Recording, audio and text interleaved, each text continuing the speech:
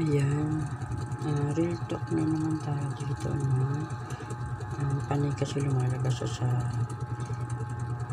pag-i-scroll ko, lagi siyang lumalabas about kay Ma'am Eva Darren, tungkol sa PAMAS.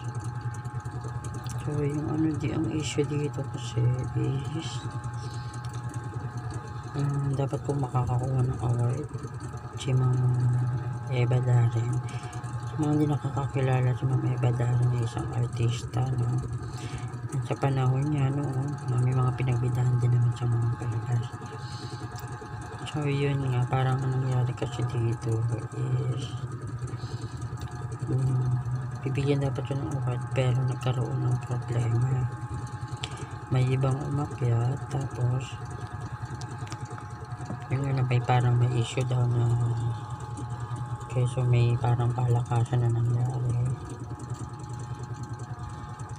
Tapos expectation niya talaga, no, dahil kaya gumastos pa siya ng damit niya, etc etc. Tapos may script pa nga daw siya, no? Sabi ng anak niya, nag-post dahil nga parang pakiramdam niya nabastos nga yung magulang niya, no? Parang hindi na respeto.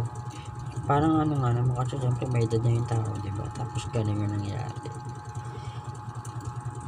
Pero yung PAMAS naman, humingi naman na sila ng pasensya, na nag-sorry sila.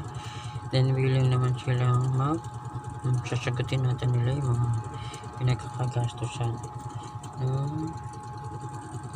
ni Ma'am Miss Eva. So ang ano lang dito, sa tingin ko, kung sa side ni Ma'am Miss Eva, siguro nga masakit yun, lalo na sa anak, na ganun yung nangyari sa mother niya. Kung kailan nagka-edad, saka pa nangyari yung ganun, no? Pero sa side naman na PAMA, siguro hindi natin masisisi, no? Dahil natural lang magkamali. Pero hope na maiintindihan din ng mga tao na hindi naman nila siguro ginusto yung nangyari at hindi naman nila sinadya. Minsan kasi tayo mga tao, minsan nakakalimot tayo, no? Sanay tayo na laging basta pag mga tungkol sa television, mga ganyang klase, mga entertainment, sanay tayo na kailangan perfectionist, no?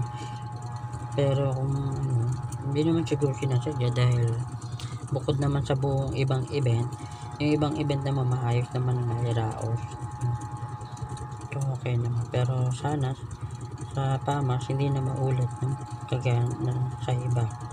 Sana sa susunod mas maayos, no?